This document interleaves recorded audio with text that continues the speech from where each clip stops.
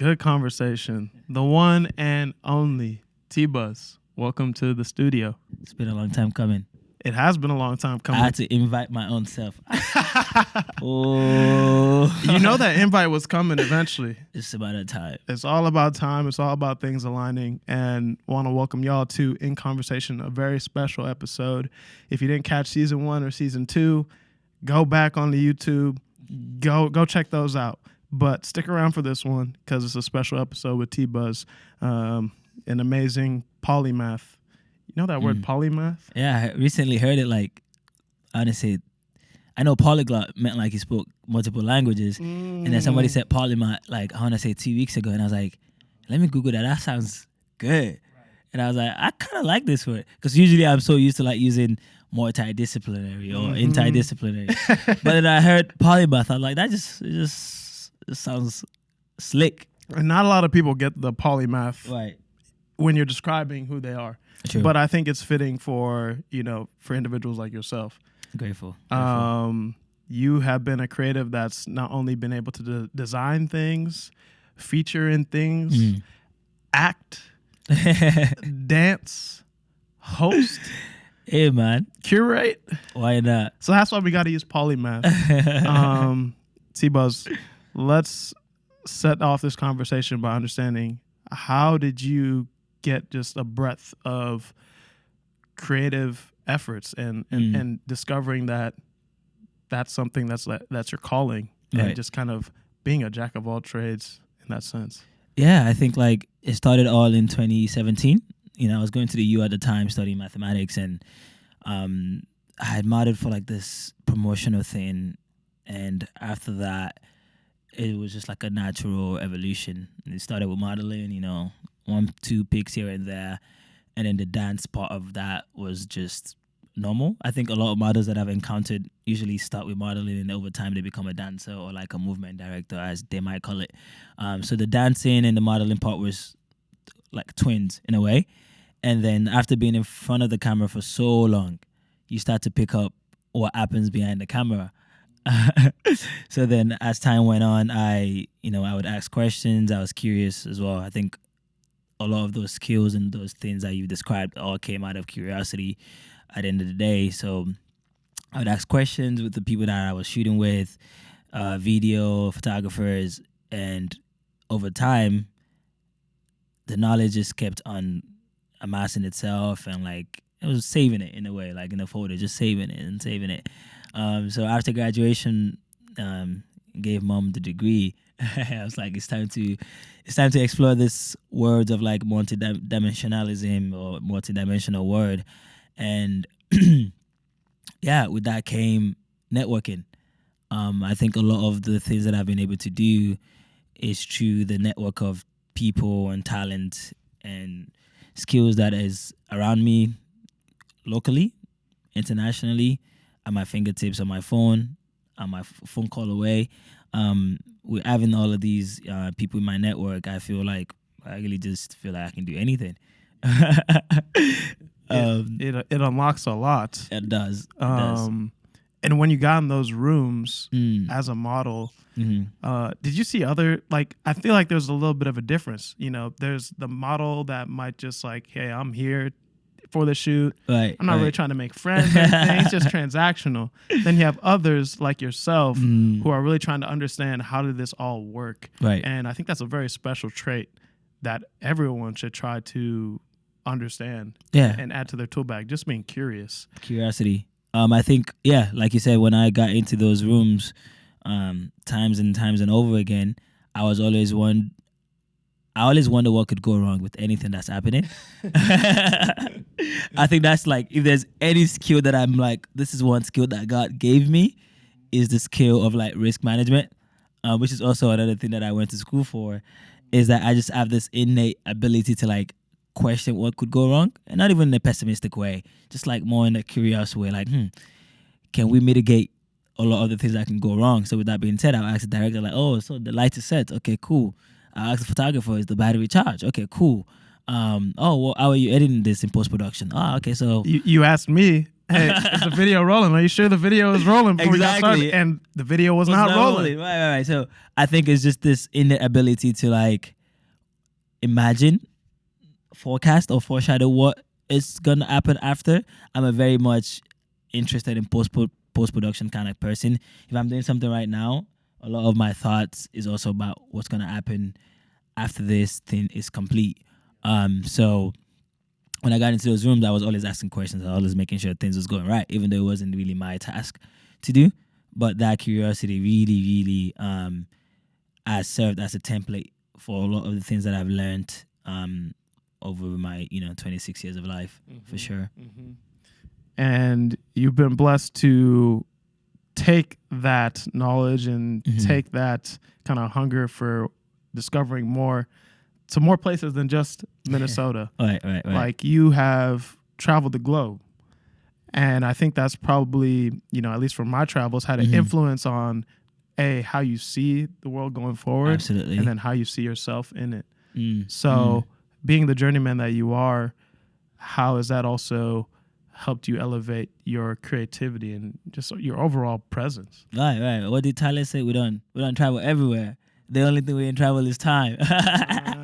The only thing we haven't done is time travel. But it's a privilege. It comes from a place, even that statement that I made earlier, came from a place of humility. I think it's an honor and a privilege for me to be able to just move within time, within these spaces with so much ease and grace. So I'm thankful to God for that. That ability to just literally go anywhere I want to go. And that, like you said, has influenced everything. The way I talk, the way I carry myself, the things that I'm curious about, the things that I know, the food that I want to eat, the people that I'm attracted to energy-wise, the language that I want to speak or that I'm speaking. The travel was really just like became my new way of life. So for me, everything I do, you would see the element of like the place that I've been in it. If you see my work, you'd be like, this has influences from like, I don't know, London, Paris, or this has influences from Lagos, right? So a lot of the way that I've lived my life I'm an immigrant. So travel has really been a part of everything that I've done as an artist. And the work that I'm creating now constantly is being influenced by that travel, or sometimes it's even made for that travel. Or when the work is being created, it's created with the thought of traveling. And then traveling in a sense of just like, not just for fun. That's always, I feel like that's the foundation. You travel, you're having fun. But also for me, it has almost become a responsibility as a black man to travel and broaden my horizons and like question the word and find answers. And with finding answers, I realize with more answers that I find, the more questions that arise in the world, locally next to me, and also like, in places beyond Minnesota. So yeah, I think the responsibility that I use in that word is, I feel like, growing up, or as black people in general, a lot of our travels has been very involuntary, right? Slavery, the boats, and our parents coming out here for greener pastures. A lot of this travel were somewhat involuntary. But for me, my travels has been extremely voluntary. But that voluntary displacement still, for me, feels like a responsibility. I have to travel to these places that my parents, one, maybe couldn't travel, or two, places that my ancestors were in shackles or squandered or had to reduce themselves. I'm going to show up in these places now with my blonde hair. I'm going to show up in these places now with my skirt. I'm going to be showing up in these places with this extra vim of, it's almost a subtle act of resistance. It's like I'm back to claim, I'm back to claim the things the people before me couldn't lay hands on. So yeah, that's the travel. That's the importance of it for me. Bro, and that's so important. I love that perspective on it. Because yes, a lot of the travel has been involuntary, at least in my experience. Right. Also being from a family of African immigrants, True. where we're traveling to go visit family. Right. And any extracurricular stuff you want to do, you're gonna have to do that on your own time and your own dime. So I always looked forward to that day. Yes, they got that bug started in me as far as like wanting to see the world and making that an expense you really save for. Absolutely. You know that because that is not it's not cheap. So to make it happen, you need to hustle, you need to work, and then that's how you choose to not only spend your time but then spend your dollar. So I think it is really important for, if you are blessed enough as a creative, to explore and see the rest of the world, because then that have indirect influences into the output that you then put out there. And how important do you think that is for any medium, really? Right.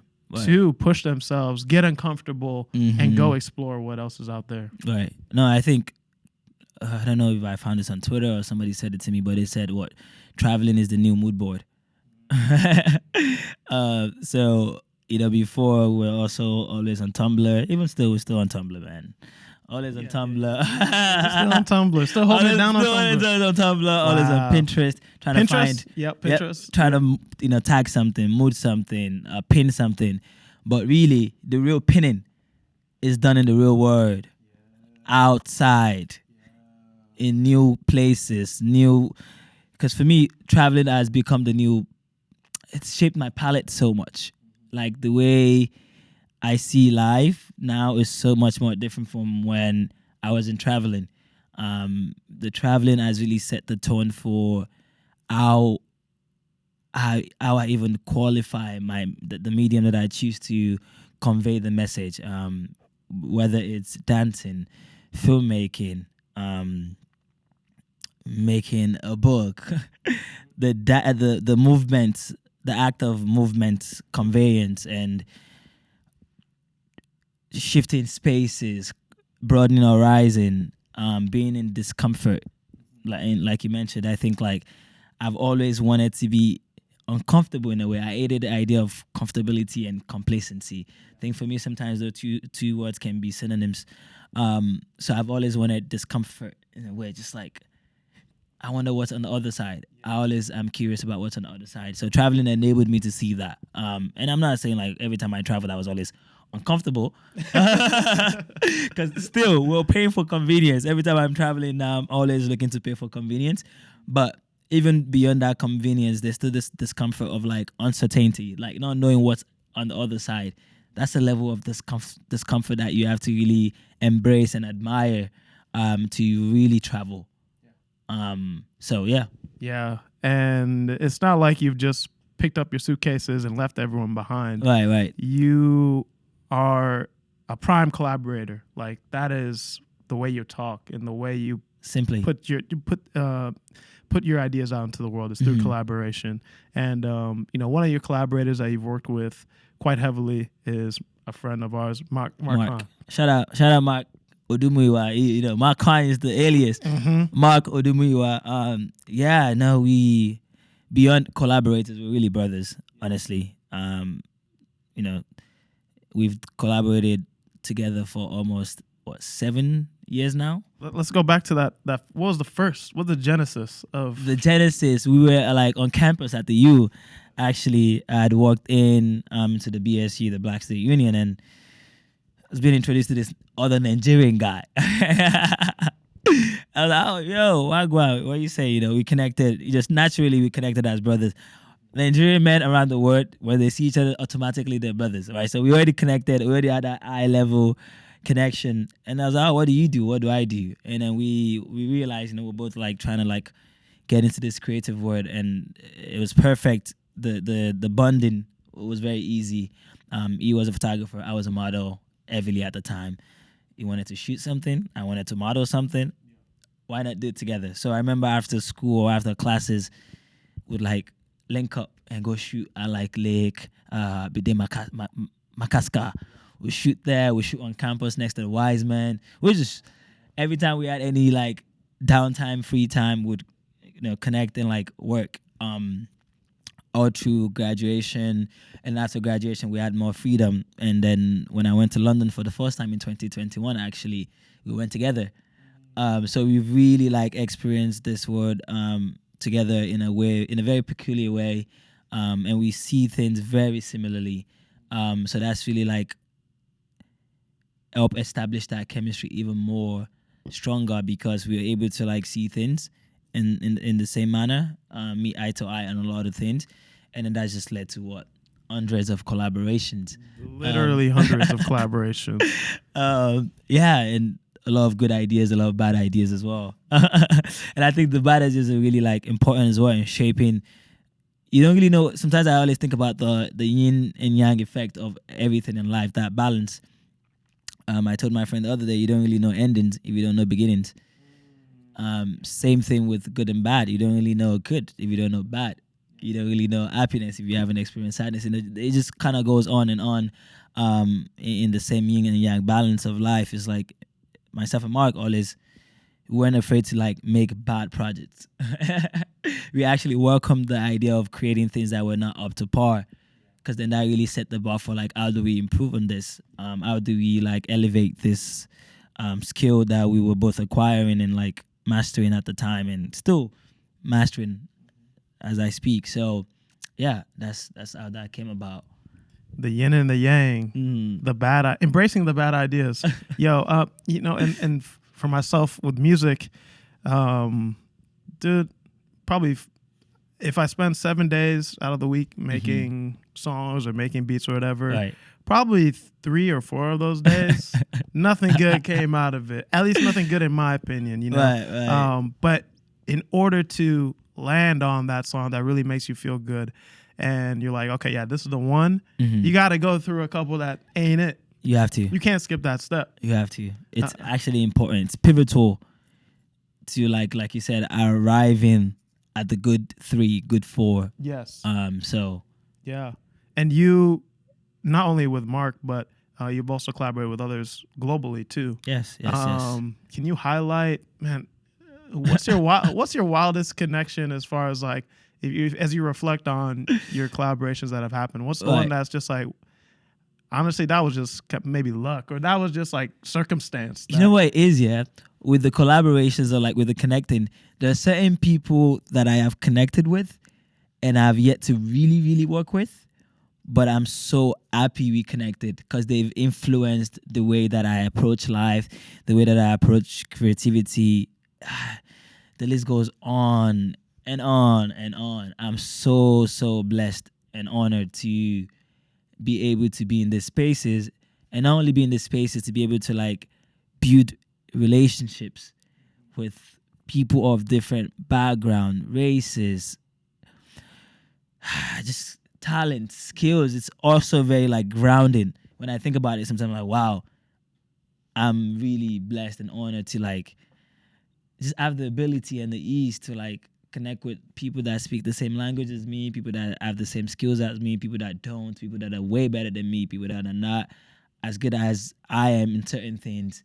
I'm so blessed. I have so many mentors. I'm a man of like a million mentors. Oh, bro, but how did you, as you reflect on, how you got to this certain point, because there's others that are like struggling to find a mentor. Absolutely. What do you think are like the traits you should bring to the table when you are looking to find the right person to shoot that music video, or find the right person to manufacture the garments for you that you had these designs for? What are the traits that you as an individual should bring? And as you reflect on, Tbuzz, who you are, what do you think has helped you open those doors for yourself? Because it's not easy. It's not. You make it look easy. You make it sound and look easy. Right. I think multiple skills, but like the 2 ones that always come to mind. The first one is servitude. You have to be a servant within yourself, for yourself. You have to be able to like serve your goals, serve your dreams, be a servant, like a maid to your dreams. Like you have to be willing to like really like go at it for yourself. And that skill there, that servitude to self, echoes, and people see that in you. You don't have to be a servant to others.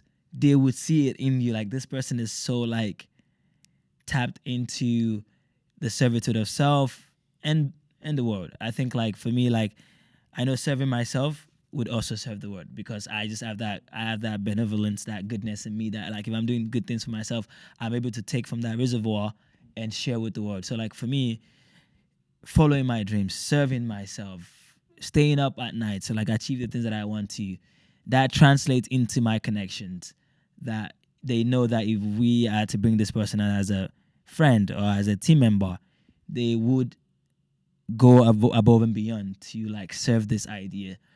So I think that's one of the skills that I think, or skills, or I want to say values that I have, that I think really like shines through in my networking and connection. Another thing is humility. You have to be willing to be the most. I want the dull sounds bad. You have to be willing to be not the smartest in the room. That doesn't sound bad.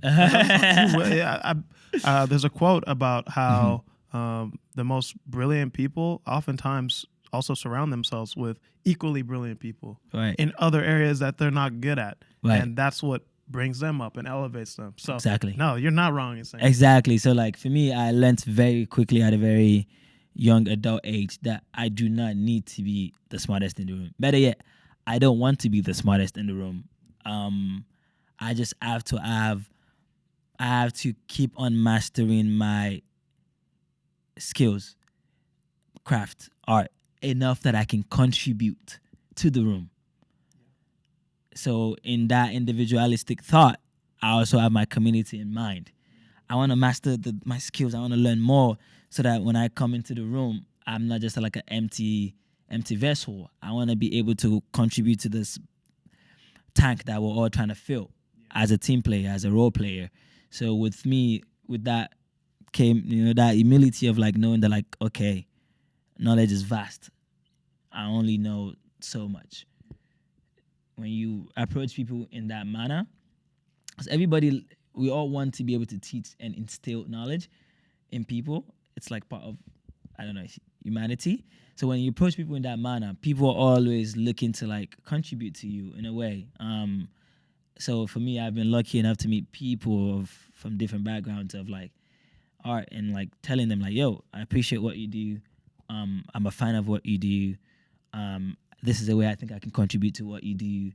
That's another thing. Sometimes these things don't come to you. You have to go to them and find them, like reach out to them. Like I remember when I was going to London in 2021, I must have messaged hundreds of people. Not because I really wanted to like breach that gap between like the people that I admire their work or like who they are just energy wise. I wanted to breach that gap. I'm like, why shouldn't I? What's stopping me?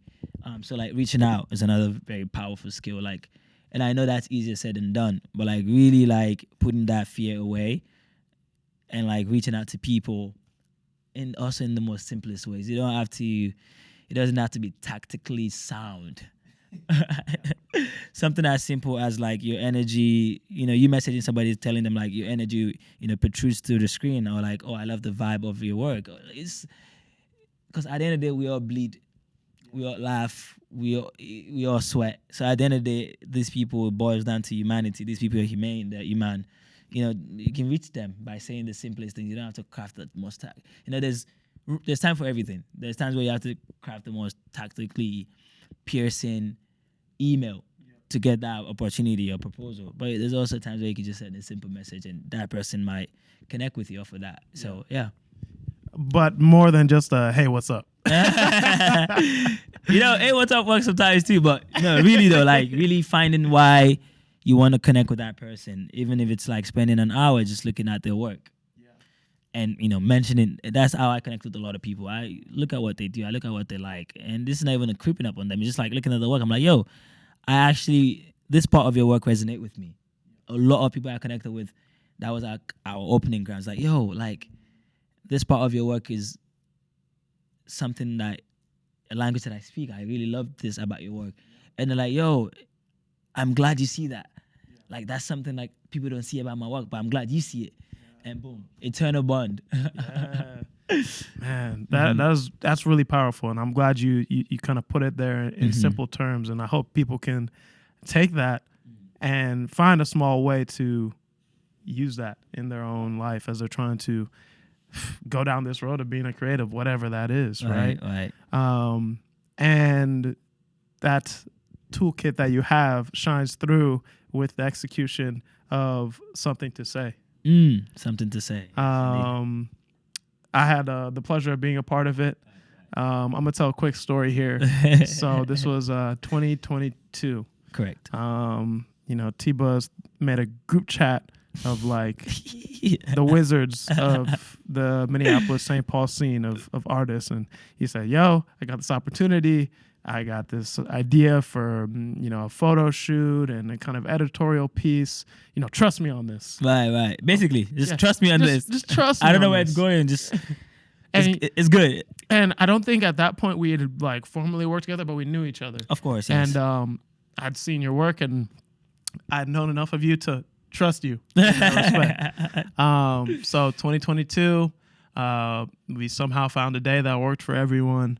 And honestly, it was still also kind of pretty much COVID was still wrapping in the up. air. Yeah, in a way, It was still in the air. So like it was just a magical time for me to also be in this room with other artists who I admire and call friends and call homies, and just to kind of like, okay, we're not like working on a song today. We're not playing a show. This is kind of a time to like show us all together and kind of this sweet little moment that's going on within the scene. Right. And it was a magical day shooting, and I think the photos and the video speak for themselves. As far as the energy that was there.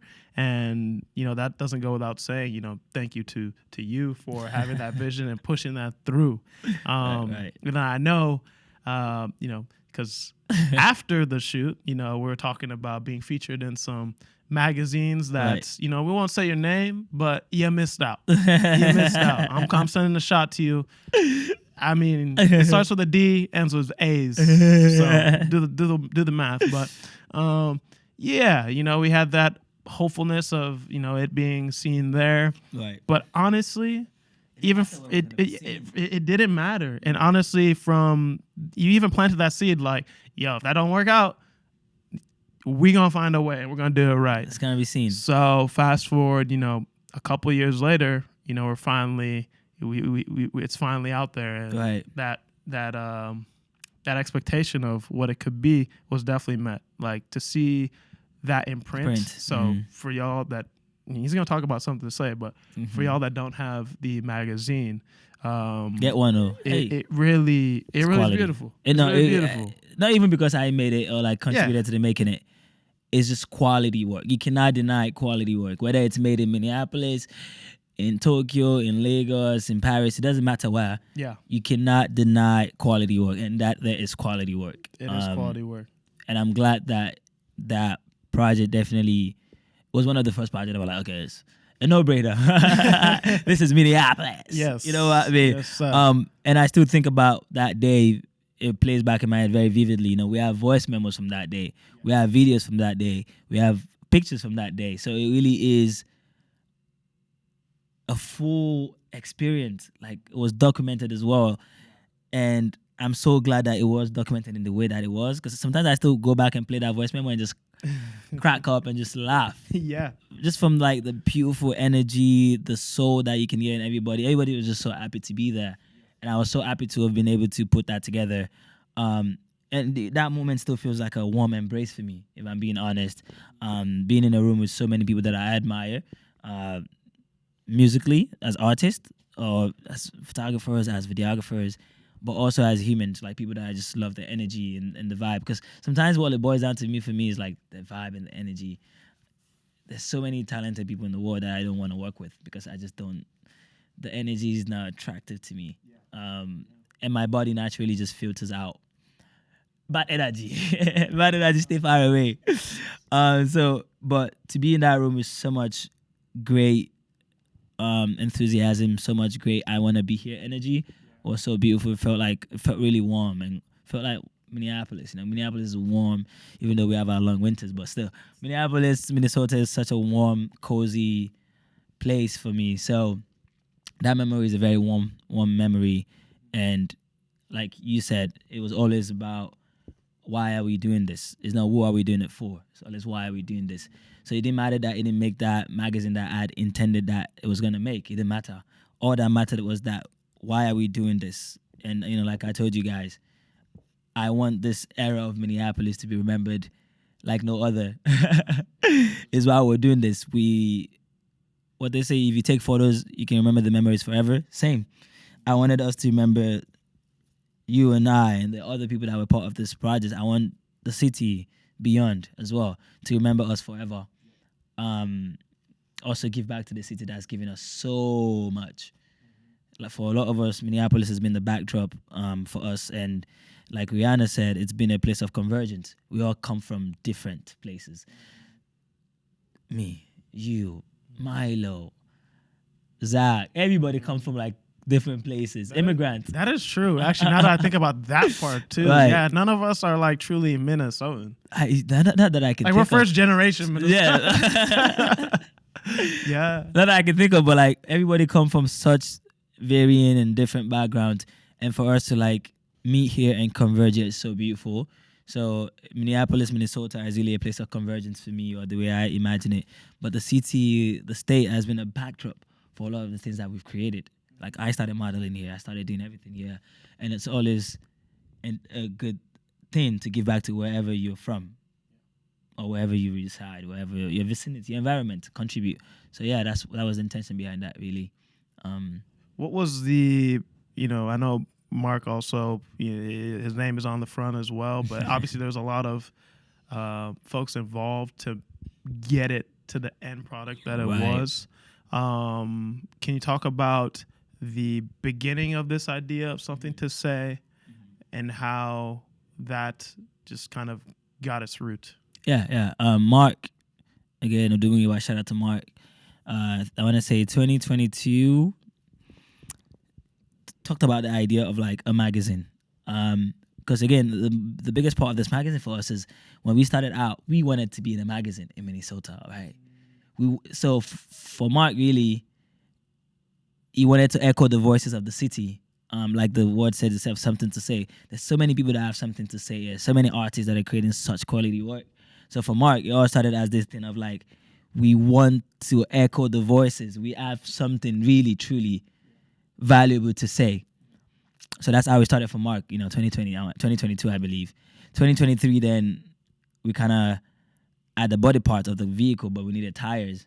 And then the conversations became the tires. Like, yo, Tbuzz, I have this idea, magazine, something to say, a way to echo the voices of the city.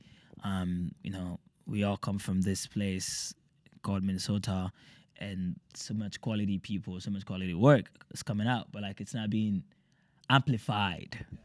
So for us, something to say became a way to amplify the current, the energy that was coming out from Minnesota. And then, like I said, we've collaborated for almost 7 years. So sometimes I don't even have a choice to say yes or no. It's like a marriage at that point. Basically. It wasn't really a thing of yes or no. It was a thing of when do we start.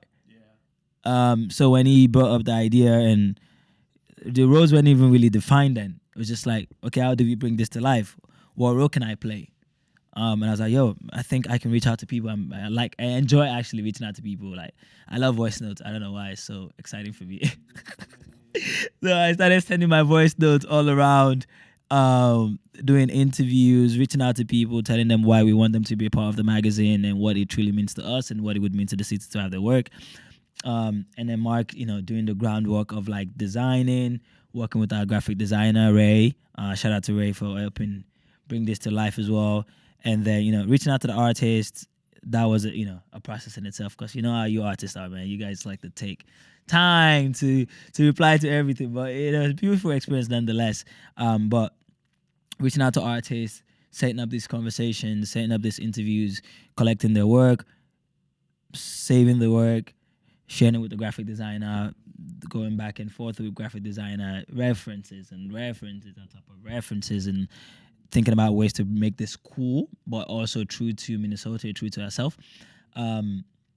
yeah, that was the process of that, and then it got more defined. Like, okay, Tbuzz, I think you should work as an editor, art director kind of role. And Mark is like, okay, obviously editor in chief, and is overseeing everything that's being done. And then Ray was in charge of the design, and then so we reached out to the many, many, many talented people of Minnesota. Got work, incredible work, man. Like incredible work. Like a lot of the works that we received, I was like just in awe of like, wow. Your locale really doesn't define the quality of the work that people are making, and that's one thing I've always appreciated about art. It's like a boy in the caves can be making some of the best music right now, and him being in the cave does not decrease the quality of the work that's being made. And that's one thing that I've always admired about Minneapolis. It's like, even though we have small city kind of syndrome sometimes, smaller city syndrome, the quality of work that's originating from here is wow. Top tier. Top tier. Yeah. So like for us, this is great. We're like, let's amplify, let's echo this work. So that's how Something to Say came about. Yeah. Do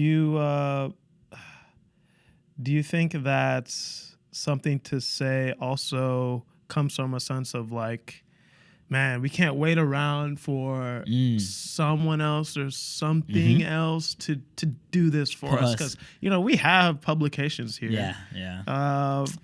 Not the strongest, not the weakest. Right. Like you had mentioned, you had dreams of it being on another magazine. Right. It's part of kind of like what got you through it and executing it, being like, yo, no one else is going to do this. We just got to claim it. And we got to see it through. Basically, what they say, if one thing don't go to Muhammad has to go to the mountain. So it became a thing of that for us. Like, if the publications here are not really doing the effort of reaching out or connecting with people with grassroots, like being in the streets, being in the community, doing the work, we have to empower ourselves. So this was an act of self-empowerment. We are going to do this, whether we are platformed or not. Right. If there's no platform, we're going to make the platform. If there's no platform, we gonna go house to house, real old school with a guerrilla mindset. Basically, like we have to, whatever pillars that we add, we basically like enforce them into the ground. The relationship that we had, we enforce them, and we're like, we're gonna do this, whatever it takes. And it took a lot. We've, luckily, the output is what everybody sees. But it took a lot of frustrations, a lot of tears, a lot of sweat, a lot of and sleepless nights. And this is what you sign up for when you really commit to something. Yeah. Especially something of this scale. Like something of importance doesn't come easy. Good things don't come easy, man. No. And that's part of the reason too, that kind of got me going with this In Conversation series is I didn't really see anyone highlighting the creatives that are cooking in the cave. The voices of the ones that might be behind the lens or might be behind the clothes that you're wearing. Right. And I was like, yo, I know too many of them. Too many. And how do I support them in a way beyond just like hiring them to do a music video shoot or out of like directly helping me get to my causes, but like, kind of give back and highlight them and Amplify. let this be their moment. Amplify. Mm-hmm. And if you're really trying to stand on this whole community thing for the culture, a lot of people really throw around the whole community thing, but that's there's for another day. That's just, how much time we got? How much time we got? Truly. No, but I'm really serious about. In order to build a community, you need to sow the ground, sow the roots. Right. Plant the flowers, feed the flowers, and let that shit bloom. Right. No, bro. And it doesn't happen instantly. But we reap what we sow, and that's it. We have a magazine now. Nobody can ever take that away from us. Minneapolis has a magazine now. Nobody, Minnesota, St. Paul has a magazine now. Nobody could ever take away that away from us. They can take everything away from us, but the existence of that magazine is immortal now. It's here. It's gonna be here. When you present your projects, we have something to say. We have your film Ari. We have a whole timeline, an Instagram timeline of we have the pop-ups in London and in Paris, Right. With Universal Rejects. When you present your creativity to the world, Right. what's the one thing that you want others to kind of take away from it? So we're talking more so about the impact. You talked a lot about like how do you see something through to have a finished product, Right. but then how do you really think about how it speaks to the rest of the world? Right.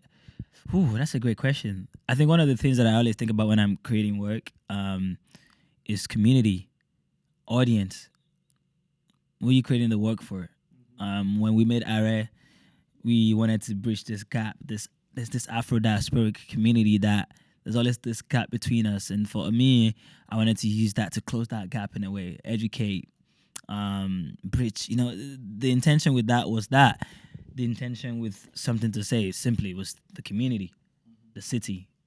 The intention with the pop-up was reaching the audience, interacting with the world.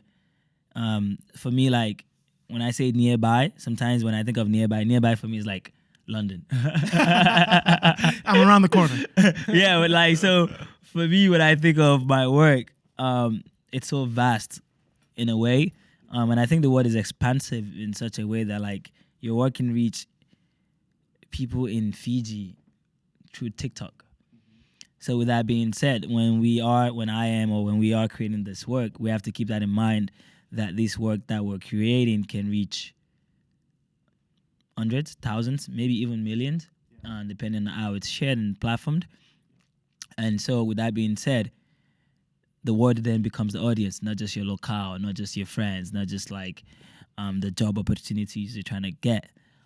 So for me, when I am contributing to this project, first I'm contributing from a place of like, I want this to, one, inspire somebody, to want to pursue the dreams, to want to go after that thing that makes them happy. Because truly, a lot of the things that I am doing, I'm doing because I'm also having fun doing it. For me, if something doesn't come with ease not necessarily like easy, but like ease, just like grace and like the bravado and like the fluidity. If it doesn't come with that, I don't want to do it. It just feels so forced. There's this resistance. So for me, I always try to do things with ease and with grace. And so when I'm creating this work or like thinking about who it's gonna reach, I want it to reach them with ease. I want to build this resonance. With quality work, I want the work to echo this resonance of community, this resonance of togetherness, this resonance of joy and fun and just enjoying what you're doing. So yeah, those are some of the things that like come to mind. And it shows, bro. It shows. And I like your choice of expansive. Right. Because there is no boundaries. At all. Especially for someone like yourself who just continues to push, and push. Which leads me, we're kind of getting towards the end here, but which leads me to my next kind of question. And I'm sure people who are tuning into this are like, all right, Tbuzz, you've shown us a lot, but what's next? What's next? And we talked off camera a little bit, so I'll let you kind of speak towards what is next. Right. For me, really, truly, what is next is my book, personal book, Move, I Dare You. And like the title of the book says, it's there, but it's also an invitation to transit, an invitation to move, an invitation to serve the word that has given you so much, that has given me so much. So for me, my book is the next thing for me.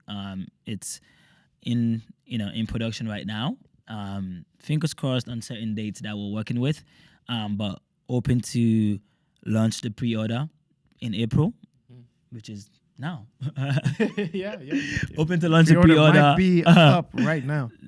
Quite literally. So open to launch the pre-order sometimes in April, and people can pre-order that. And then the goal after that is to do launch events around the world. in the places that I've touched. London, Paris, Minneapolis, New York, Lagos. I want to take the book to them and invite people into my reflections, invite people into my dreams, invite people into this musings and into this little wonder of mine, invite people into my travel. I want them to kind of jump with me and run with me and experience this beautiful things that I have seen, this God's creations in animal form and things that don't even move. I've been able to interact with things that cry, things that bleed, but I've also been able to interact with things that don't even move, places. And the interaction with the word for me has been really blessed because, again, I try not to do things that doesn't come with ease. So when I get to these places, I want to meet the locals. When I get to these places, I want to find the Afro club, the African restaurant. Yeah. This is like one of my intentions when I get to this place. Like, I need Senegalese food now. Oh, bro, you just reminded me when I went to Spain last year. Right. And I had reached out to you because I knew you had been there. Right. And you're like, I said, you got any recommendations? And you recommended this Senegalese restaurant, which is, I was in Madrid, so it's a little bit just to give the viewers where we're at. Lavapiés. Yeah, you just got to take the metro, maybe 15, 20 minutes. Right. You got to walk through. I had been wondering, like, where are all the black people here? Yeah. I had been wondering, where are all the black people? There's a reason the Senegalese restaurant was where it was. I was like, wow, this is a whole nother. It was such a culture shock in the moment. Right. And you'd be surprised. Yeah. There's black people everywhere. Blackness is so expansive. Blackness is so omnipresent. It's everywhere. And that's one thing that I've learned through my travels is that, one, I am not alone in this transit. I am not alone in this search for Afro communes, in this search for Afro food, in this search for Afro music. Like you said, in Madrid, Lavapiés, black people. In Paris, Chateau Rouge, I think is how you say it. Black people, black community, incubated, expanding. I went to Palma de Mallorca, an island in Spain. When I tell you, as Spanish as it gets. And I remember I was like, I just want African food, though. I'm tired of this pork heavy diet. I'm tired of, whatever they're eating there. And in that thirst and hunger and that quest, I did find a Nigerian restaurant in Palma de Mallorca that looks just like a shop in Lagos. You'll be surprised how omnipresent blackness is. You'll be surprised how omnipresent Africanhood is in the world if you search for it. So for me, my travel has also been that. It's been this search for Afro communes, Afro foods, Afro cultures, Afro people. And then it goes back to that responsibility that I said earlier. These travels have become an act of voluntary, but also a responsibility to transit, a responsibility to inquire, to be curious, and an invitation then to serve the word, an invitation to serve myself, to make, to create, to live, to jump, to run, to dance, to breathe. Full circle. So Honestly, full circle. Oh, bro, I'm excited for this book. As far as the inspiration, I think you've done a good job highlighting it. But are there any references like? Yes. What are the references? Yes. Interestingly, I thought about making the book in 2022 with my friend Beverly Kopus Forest. Amazing, so beautiful spirits. She did the graphic design, the layout for the book.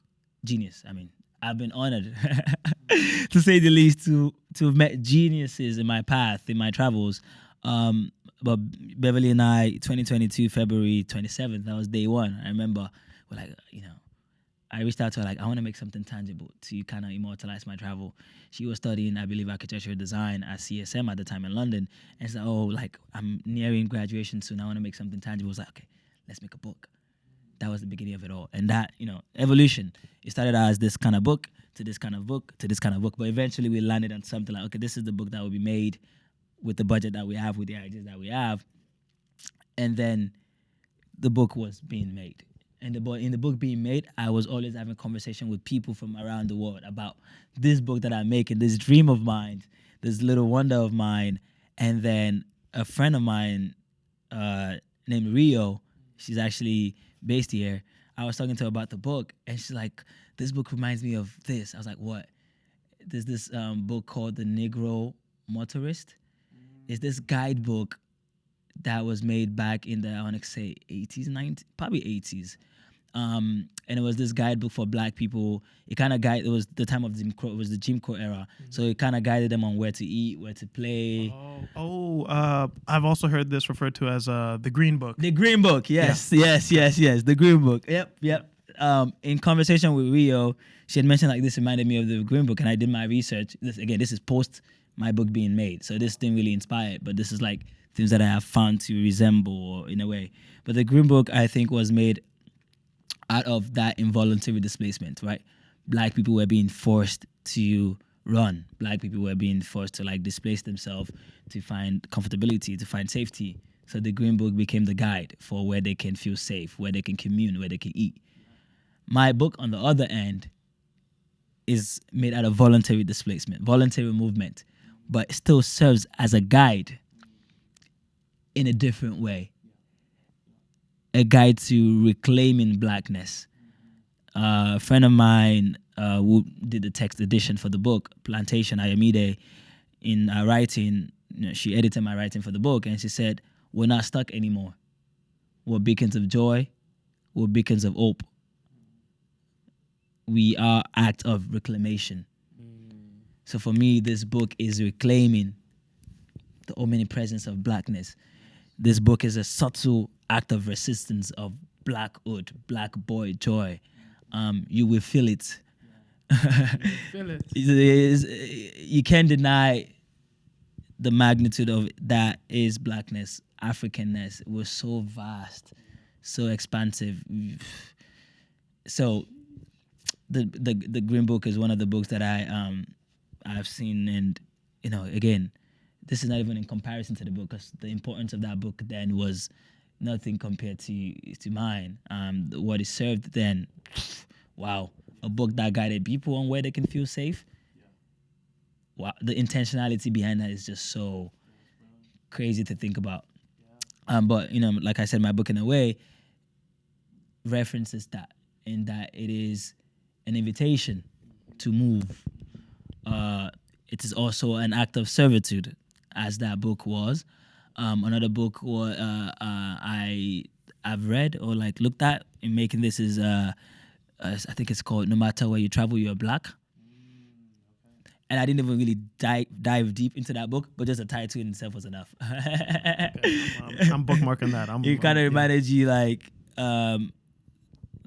I said, no matter where you travel, you are a black man still trying to learn how to move in these spaces, still trying to learn how to maneuver. But I am learning that maneuvering sometimes involves being crouched up, standing tall, chest up, chest down, distorted, contorted. Like maneuvering, you have to learn to adapt. And that adaptation is what movement is what immigration is what being a nomad is, journeyman, however you want to describe it, is. So, yeah, these are some of the... Bro, beautifully said, and I'm more than excited to pre-order and then finally have... Yes, so it's not going to be cheap. Quality cost quality money. Well, but hey, affordable yeah, for yeah, sure. yeah. But like you said, quality works beseeks quality spending. Yes. So yeah, I'm excited. I'm excited for the world to interact with this little wonder of mine. 2 years in the making. That's solid. That's a solid amount of time. It's a good time, especially for musicians. I'm sure sometimes you guys have stuff sitting in the vault. That's an album, bro. Album coming soon. But no, truly, 2 years of work, 2 years of sweat, 2 years of tears. This was really inked by all those things. It was inked by my joy, by my thirst. It was inked by my tears. There's nights where I just cried endlessly about this dream of mine. It was inked by my sweats. Many conversations, many hours on the phone, printing, money as well, right? Financial capability.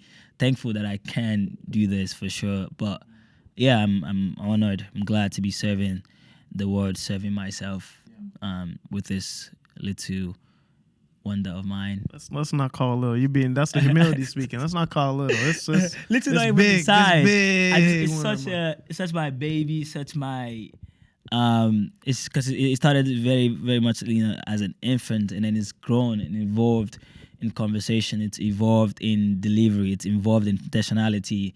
There's so many layers that are gonna be wrapped around this book. It's not just gonna be a book.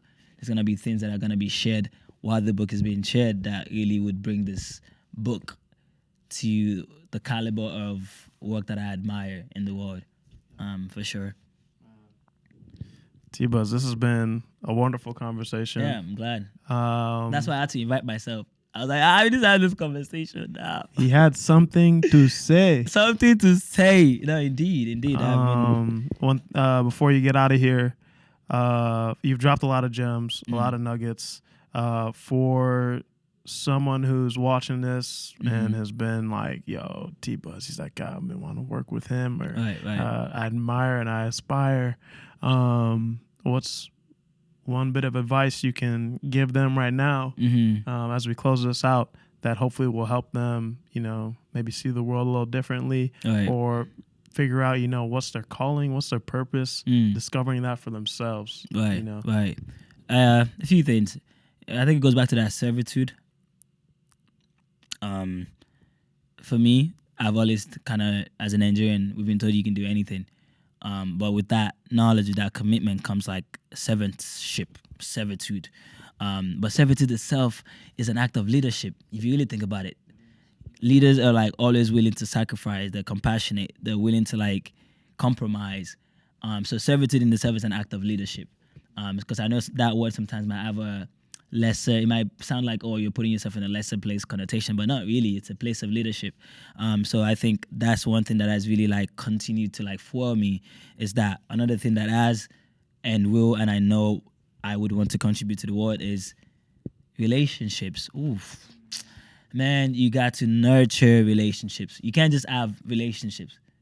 You have to nurture them. What comes with nurturing relationships? Reaching out, checking in, dinners, conversations, finding ways you can contribute to other people's life. Because you can't always be, what they say, you can't always have your hands like this. Sometimes you have to put your hands like this, To give is to receive, That's how I think about it. When I'm giving things to people, to me, it's almost like I'm receiving it in a way. And I've been lucky, like I said to you, build relationships intentionally. It's so important for it to be intentional. We can't just be friends for being friends' sake.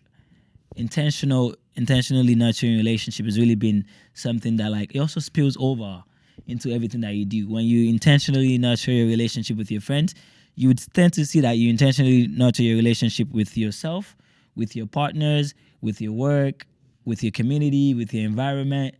That intentionality really spills over, and we have to nurture these things. Like it's an obligation. It is. If this is what you want. If it is what you want to live your best life. life. It is an obligation to nurture all of these things. And it's not easy. None of the things that I do, I would say, is easy. It comes with ease, but it's not easy. So really like tapping into that, what feels natural for you, what feels fluid. And then also really remembering like, man, woman, however you identify, you are expansive. Don't let no little structures, no little box keep you confined. Just do it. Nike done said it for years and ages now. Just do it. Whatever you think you're capable of doing, just do it. And remember, Kanye said over and over again, life is never a solo project. Sometimes all you need is that 10%, and then you can find the rest of the 90 in this world. Or sometimes you might be the 90%, and all you have to find is the 10%. Remembering that. moving forward with that knowledge is very important. So, yeah. I think that's a great way to close it out, bro. Yes. And Thank you for having me, man. yeah, no, thank you. I was like, I've been watching what you've been doing, like you said. The people that I admire, the people that I'm fans of, I've seen them in these episodes, and and just like talk about what they do, why they do what they do, and I was like, you know what, I want to contribute to this, and then it goes back to that. You are amplifying voices, giving back to our community, your community, and I was like, I want to contribute to what you're doing, because I know in doing so, I am contributing to your cause, but also contributing to our community, my community, your community, the world as well. The world, because we global. we're global, baby. We global. Yeah, exactly. So yeah, I'm honored to be here to contribute to it that you're doing. So thank you for having me, man. Thank you, brother. All right, y'all. Well, peace out and Love. stay Peace tuned and for the love. next one. Yes.